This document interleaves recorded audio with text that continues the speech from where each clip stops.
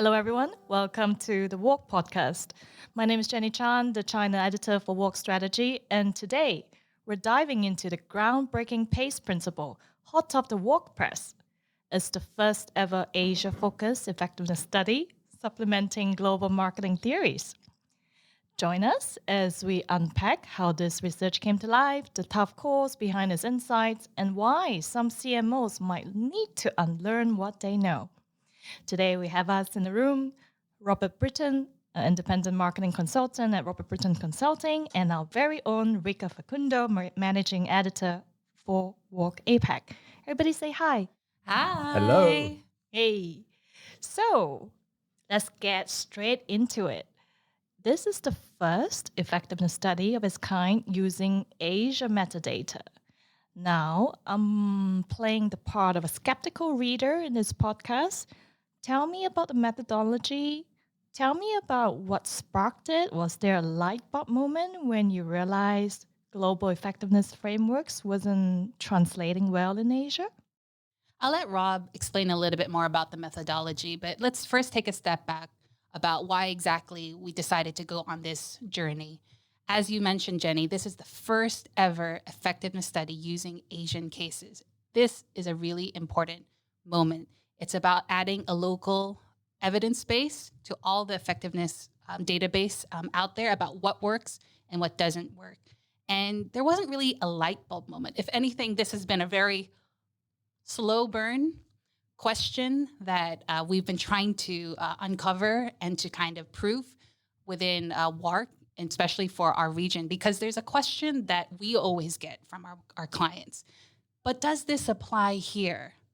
It is a very simple question, but it's a niggling and a very important question because, a lot of the data sets do come from Western markets. So it is an understandable sense of skepticism that comes from our marketers, that come from our readers. But actually, what was really humbling when I was working on this, I was so dead set on figuring out and proving all the ways that Asia is different. We all know here why Asia is different, diversity of cultures, different media ecosystems, the speed, how we work, etc.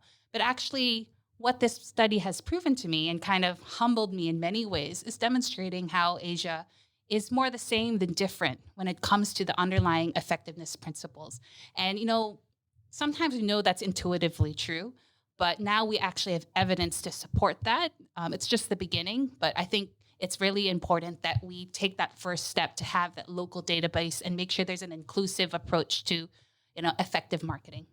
So I'll take things up from a methodology standpoint. I think it's worth saying to start with that we careful and deliberate in the way that we went into this. So it was back in November 2023 when we first started to talk about this. Wow, it's been that long. It has been a long time, right? So, and we had to recognize also that, a lot of marketing effective learnings, as Rica said, have been derived from Western markets. And so we wanted to make sure that the approach that we took was one that was comparable because it needs to build on the global body of learnings. And in order to do that, we took inspiration from the way that the IPA structure their studies, so the database that Peter and Les have used for the long and the short of it and the work since, that the ACA uses in Australia as well. And we created a version of that for Asia, which was a coalition of the willing as well.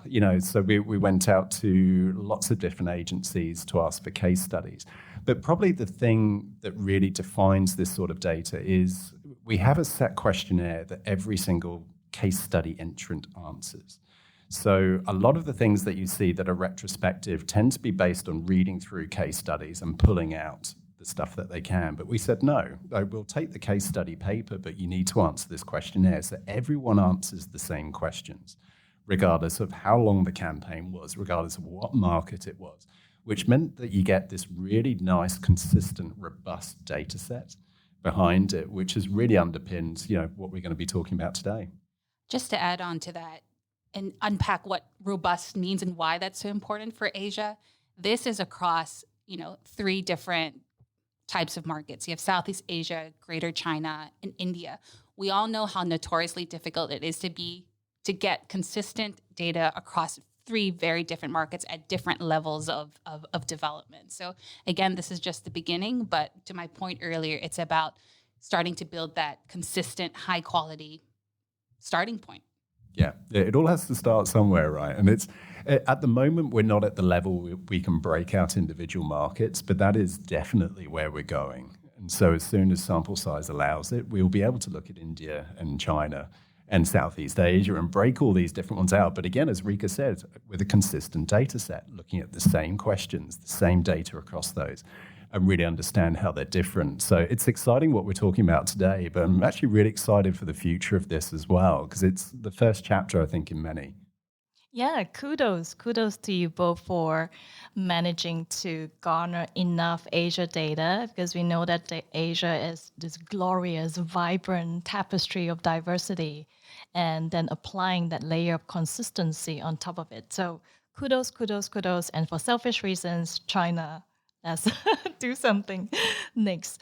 And when you guys were crunching data and churning insights across markets, you must had some initial hypotheses, but were there any surprises that forced you to rethink your initial hypothesis? Were there any, oops, the data doesn't correlate with the established practice? So, for example, the 60-40 rule, how you invest across brand building and short-term performance, that was something that we wanted a really clear perspective on in Asia. And so we went, unashamedly, we went very clearly for that.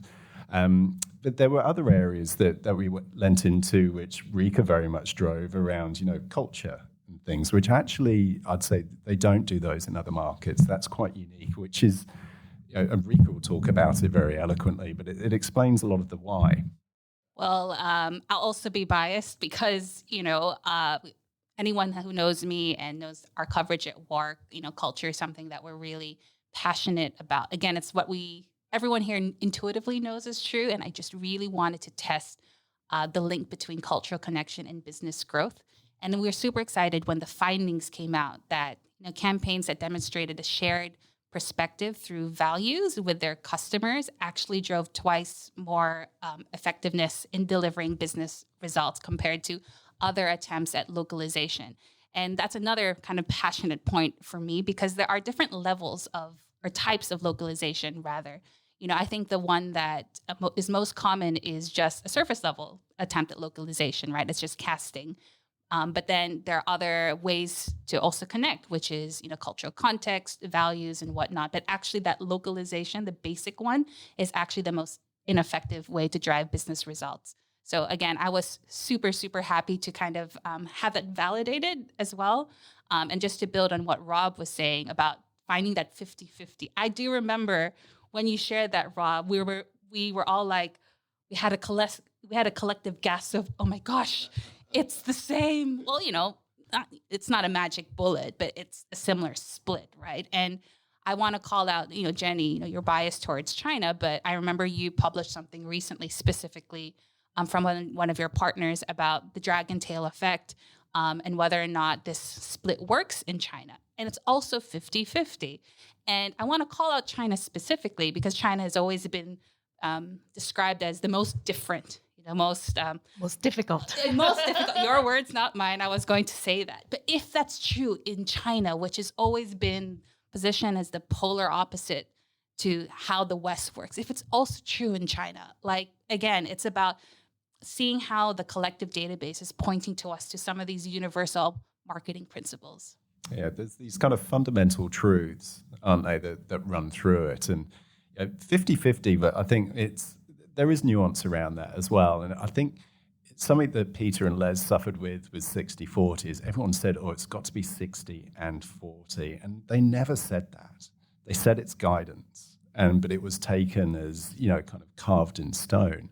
And 50-50 for us is similar, right? It's roughly half. And depending on what business you have, what category you operate in, what level of maturity your brand is, it will go a little bit one way or a little bit the other. Yeah, I guess that was a universal eureka moment, walk moment, or aha moment, or whatever you want to call it, right? So maybe to throw in a Singaporean mannerism that was like different, but same. And the report's name is the PACE principle, and I can help, but ask, what do we mean by the pace of principle, by this concept of pacing, and what is the linkage of speed to marketing effectiveness? That's a very important question, Jenny. I've gotten that quite a bit. Why is it about this idea of pace? So, like I mentioned earlier, we wanted to address some of the fundamental and legacy assumptions about why brands operating in Asia rather do not invest in long-term brand building. And they always say, whether it's true or not, Asia moves too fast. It moves too fast for us to wait for the payback of brand investment, which is usually more than a year. One of the other things that we really wanted to do was to provide a more accessible language to understand some of these fundamental marketing principles. So we use the metaphor of running a race. I feel like every marketer, every brand probably feels like they're doing that every day, right? Running a race for growth, right? But actually, the race for growth operates at twin paces. The first is the sprint pace, which is when you use performance marketing to convert on short-term wins. This is the easy thing to do, but I don't know how many people actually run races and marathon. I definitely don't, but I guess this report has inspired me to do that. But if you're a sprinter, you can burst, you can move ahead, but you can only sustain that top speed for a short period of time before you burn out. What happens when you burn out? Well, then you are taking yourself out of the game. So that means that the race for growth also has a long distance pace, and long distance pace requires using brand building to invest in future demand and refueling that growth engine so that you can continue running not just faster but further. Unfortunately or fortunately, in the marketing race or business race, you have to do both. You can't just opt out of either or. You need both working together to kind of complement each other to drive outsized returns. So that's the reason why we talked about pacing your strategy.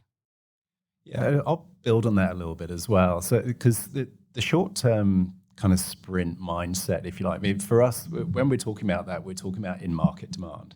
So that is the people who buy the category, who are ready to buy right now, and that's actually a surprisingly small number. Even if you have a category, say you sell soft drink or chocolate or candy or something like that, something which people buy very frequently, there's still not that much of the market in there wanting to buy right at this point of time. And then when you back out and you go to something like cars or home loans or finance, there's hardly anybody there. And that short-term activity, literally all it does is it's looking to get the greatest share of it can of that in-market demand. So that's that sprint focus, and you can see it immediately, right? It just comes straight at you. Whereas the longer term is, as Rica was saying, is about future demand. And, we all buy various things in different categories. But the fact is, the flip side is most of us aren't about to buy it right now, but we will do at some indeterminate time in the future. And if you predispose some of them to look for you when they come in, then your short-term performance activity, the stuff you do to hoover up that demand, is going to be really efficient. It's going to work really, really hard for you because there's just more for it to feed on. It's a good analogy, I think, Pace. We discussed it a lot, actually, didn't we? We had to really stress test it across. In fact, it almost went too far sometimes. Yes, but if I go back to this race metaphor, when you're preparing for a race, you're probably going to drink some kind of energy drink, and I imagine that's like a brand energy drink, right? So if you're drinking that now, it gives you, it supercharges your performance now. So I think that's the key nuance, which kind of addresses that fundamental misconception I mentioned earlier, which is that people think investing in brand takes too long, right? But it's not. You can definitely show tangibly that if you invest in brand, 50-50 in this case, you can demonstrate some effects now while you wait for future results. Yeah, well, it is. And it's a simple fact, right? For something to work in the long term, it has to be working now. And we tend to think that only stuff that's very pointy and focused around sales messages is something that's going to convince someone to buy or tilt that purchase in our favor. And brand building does that remarkably well. Even very pure brand building campaigns, they still have strong short-term effects. We see that in our data. It's because brand building builds brand equity. It builds it in people's minds, whereas short-term performance, it doesn't build brand equity. It basically feeds on it. It leverages it. And so that's why these two things work together. But 100%, and it's very clear in the data, you don't have to wait a year, to see the results of brand building activity. In fact, you'll see them within weeks if you're looking at it properly. Thanks for offering that compelling counterpoint, guys.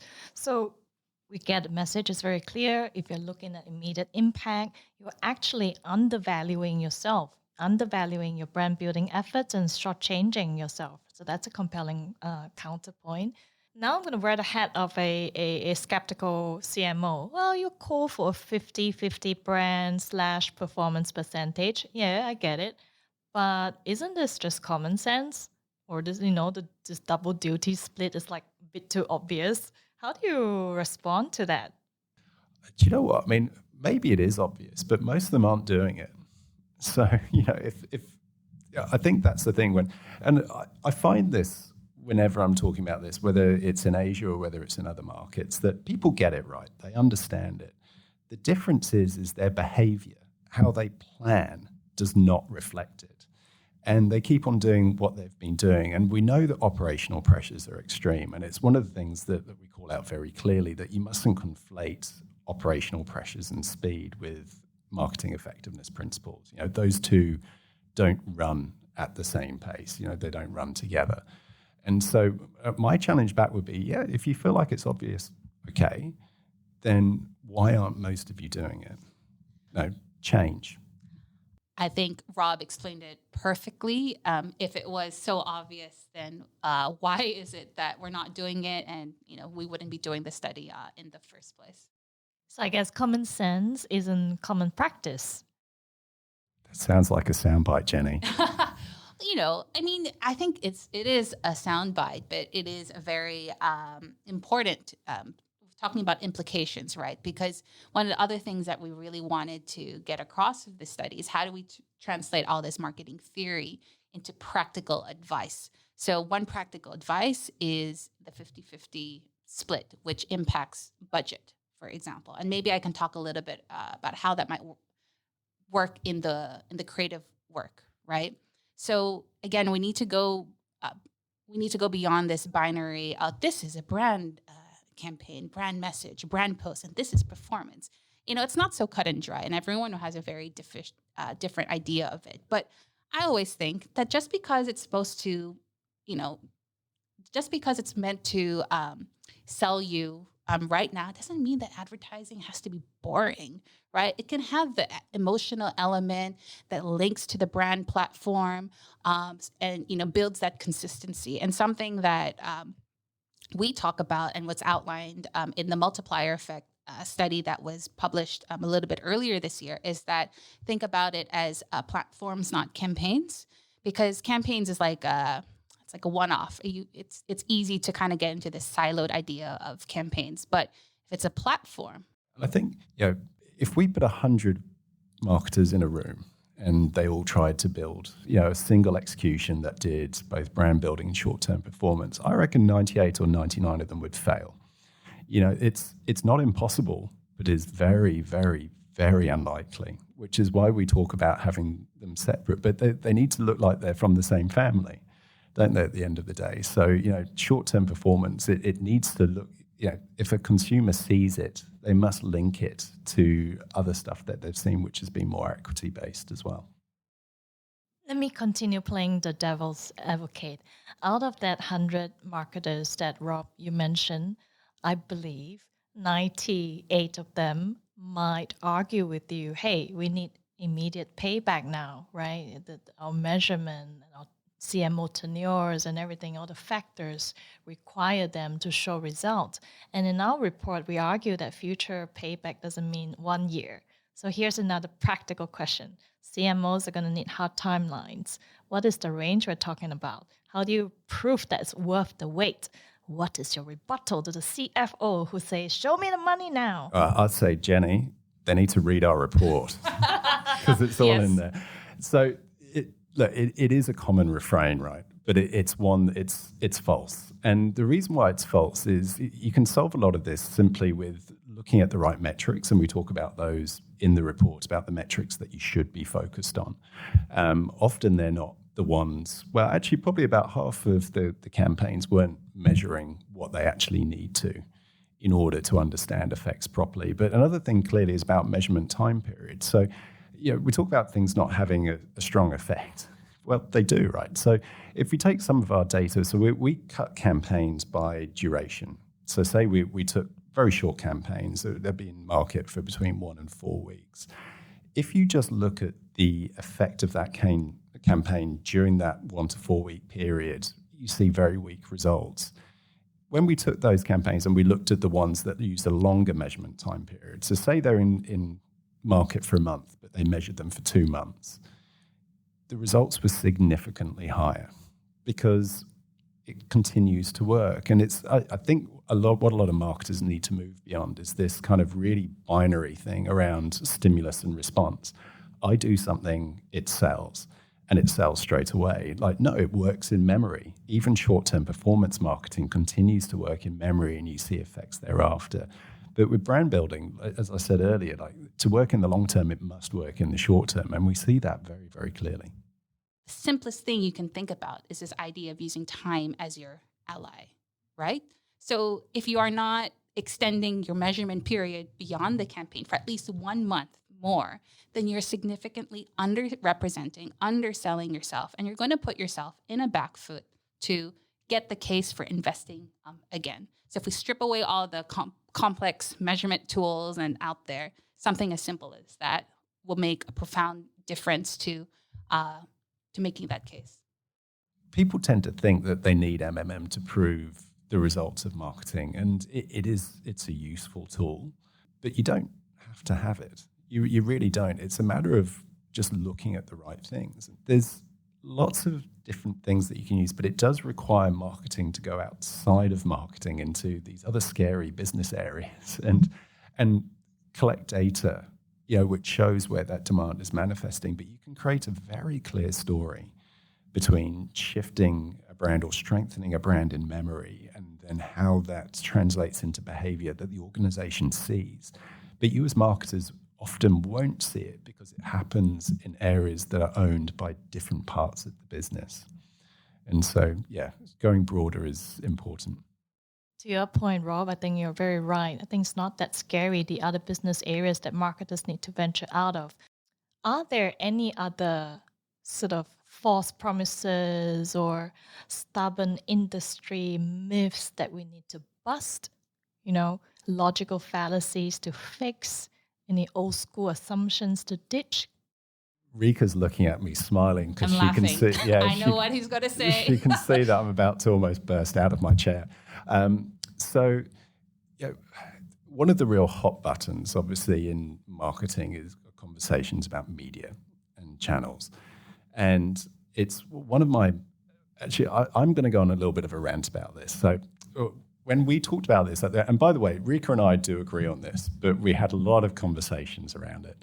And, terming things like legacy media or modern or new media. And I have a real problem with that. And the reason being is the connotations of the word legacy is old, in the past, ineffective, not relevant anymore. Whereas actually what it means is things are very established. So for example, take free-to-air TV. So most of the time when I talk about free-to-air TV, and particularly if I'm in front of a group of younger people, they look at me like I have horns growing out of my head, or I might be a dinosaur or something very old. This belief that I don't understand the world that I live in. But actually, what the evidence shows, not only here, but in plenty of markets, is that these legacy or established channels are still remarkably effective. And the problem is often we look at channels through the lens with which we engage with them. So if you think of something like social channels, they're built to drive engagement. We enjoy them, we plow hours into them. But the amount of engagement that a channel has with its users isn't the same as the level of attention that advertising based on that platform can deliver. Because there's certain channels where advertising, to be honest, is a lot less welcome than others, and there's a lot less attention paid to it because of that. So influencers, right? So influencers very important in this market, and we saw that within our sample as well. Over half of the campaigns involved influencers, and so when we looked at those, we saw that if the influencer stays within their own fan base, the needle just hardly moves. They're talking within their own echo chamber. It doesn't do an awful lot. You keep them within the digital realm, so within online video, social media, and those campaigns, they perform okay. They're kind of, they're about line ball with the database average, so they are working. So you've gone from, a narrow fan base into a broader digital context. What we did see, though, with the legacy channel of free-to-air television, that when an influencer campaign, when it was led by free-to-air television, the effects were huge. It was 1.5 times the database average. It was a substantial difference between the two. And that goes back to my point before of, really being clear about what things are doing and how things are used. Because if you just think about that, the influencer's gone outside of their normal realm and they've been put in front of lots of other people, this great content that they produce, and that produces huge effects. And so, legacy can work with new channels very effectively. Now it's my turn to go on a rant. My other rant in this media chapter was, again, this idea of challenging some preconceived bias, which is the whole Asian consumers are always mobile first and mobile friendly and, social media driven, which happens on your phone. Yes, that is largely true, but also it is not an accurate picture, because even though you're using your phone doesn't mean that you're not, like I said earlier, consuming and being exposed to advertising and brands across different channels, right? And the way that the ecosystem is now developing, everything is interconnected, right? So again, it goes back to that point about challenge your assumption, figure out what are the most optimal combinations for your brand, for your category, for the consumer you're trying to reach. Rant over. I'll summarize that as, look at the big picture. Yes, everybody knows that. Consider the forest and not just looking at the trees, right? So if we look at only the channel and it's over-indexing and its popularity, but popularity doesn't mean effectiveness, as both of our revered authors have validated. I spent 20 years on the client side. I'm a consultant now, but I spent 20 years in commercial focus roles in businesses, and it is hard. It's really, really difficult. But it's why you need this. It takes quite special people to really be able to put one thing aside and say, well, this is the way that the world works, but also be able to build, if you like, the support within the business in order to do that. But that's where things like measurement are really important, right? So if you can tell them where they will see the impact. So when we increase demand, you will see it here, here, and here, not in areas inside marketing, but in other parts of the business. Then you very quickly build credibility around what you're talking about. CFOs particularly like that as well, when you can tell them exactly where you're going to see the effects.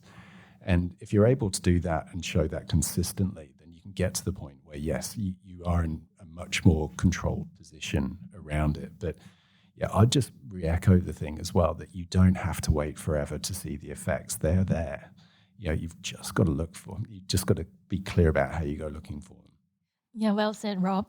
Are there any particular industries or sectors where, perhaps they suffer from a more entrenched mindset and would really benefit from what you just advised? If I reflect on the clients that I work with, I think it comes more down to the individual's learning agility and their ability to accept different points of view. There are some who believe that the world works in a certain way and will not change, and there's others who are much more flexible from that. I mean, personally, the absolute dream CMOs for me to work with are ex-agency, because they love learning. Last question. So imagine It's November 2025. That's you've been tasked to work on the second rendition. What data do we need from our, broad range of Asian marketers to provide more evidence that will lift the entire industry up? We need more people to participate in what we're doing. The survey won't change, right? So because we need to make sure that we stay consistent in terms of what we're collecting. What we need is a broader cross-section of what we're doing. And so, Rica may look to certain markets potentially at certain points as well. But, the more so we've got 150 at the moment. If we're up to 300 this time next year, then we'll be able to do more. Definitely. So it's more participation. And, and our gift back is this. It's not easy for people to participate and to fill out the survey and provide case studies. There is effort on their side, but what we're hoping that we're giving back to the market is this, real clear view. That's our quid pro quo back to them. And it helps work for the better, which is what we're all here for.